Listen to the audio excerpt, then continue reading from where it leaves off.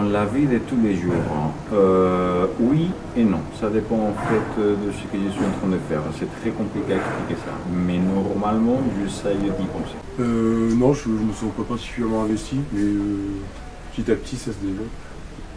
Non, en fait, c'est vachement intéressant quand on s'y intéresse. Il y a eu le World Forum, là, je sais qu'on a été voir une conférence, c'est super intéressant, mais le truc, c'est pas assez visible pour que ce soit reconnu par les étudiants.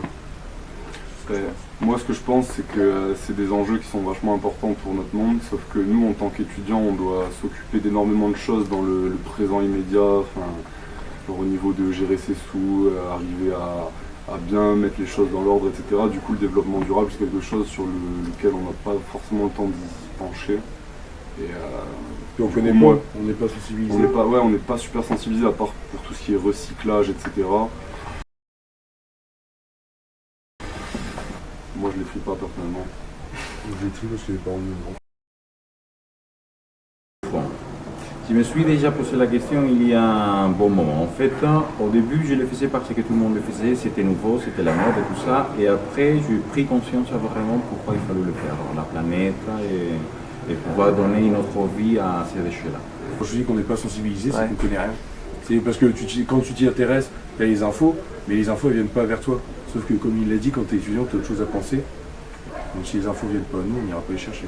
Moi je sais que par exemple tout ce qui est papier, carton, ça peut se recycler entre 8 et 10 fois je crois.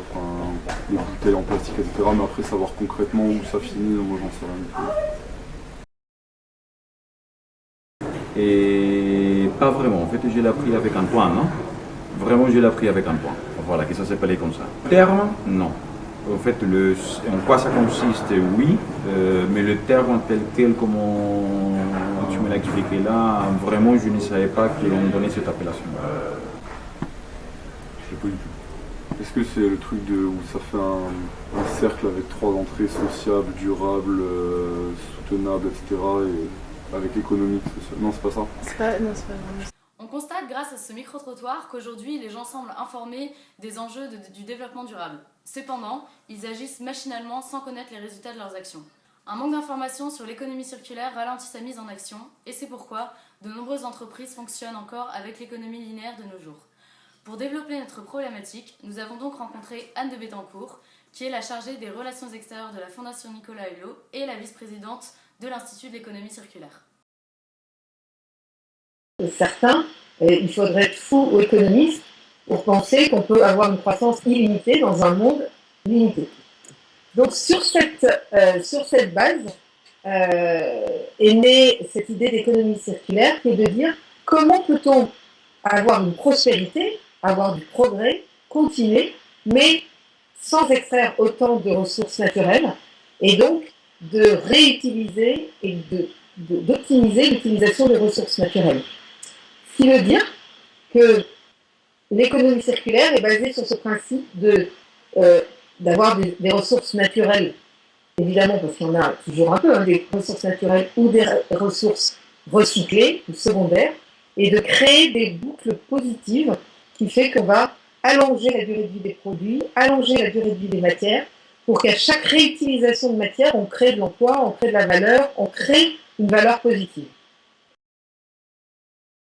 Aujourd'hui, la majorité de notre économie est basée sur la vente de biens. Acheter une perceuse, sachant que la perceuse va être utilisée tout au long de sa vie, entre 7 et 14 minutes maximum, c'est sa durée d'utilisation pour toute sa vie. Et vous avez acheté une perceuse qui va être très bien dans votre placard et qui a utilisé énormément de matières premières pour la concevoir, énormément d'énergie, etc. Donc la remise en cause des modèles de vente, ça serait qu'est-ce que ça veut dire? Quels sont les modèles économiques qui permettraient d'avoir accès à cette perceuse, mais pas forcément de la posséder? Ça veut dire de la mutualiser, ça veut dire d'avoir une société qui va m'offrir la possibilité d'avoir accès et de louer le temps d'usage de ma perceuse quand j'en ai besoin, les 7 ou 10 minutes où j'en ai besoin dans toute ma vie. Donc, c'est par exemple les modèles qui existent comme Autolib ou Vélib, où voilà, l'accès à un bien. Donc on vous vend l'usage d'un bien plutôt que la possession de ce bien. De changer, de passer de la possession à la mutualisation. de vendre l'usage d'une moquette. C'est-à-dire qu'il vous vend l'usage d'une moquette pendant 3 ans, par exemple. Donc il vous installe la moquette, il vous vend la moquette. Enfin, non, il ne vous vend pas la moquette, il vous vend l'usage de la moquette. Et au bout de 3 ans, il récupère la moquette, il la remet dans son cycle de production, parce que la moquette est encore suffisamment en bon état pour pouvoir être remise dans le cycle de production. Donc ça lui évite d'acheter des matières premières, donc recycle, et vous remet de la moquette de bonne qualité.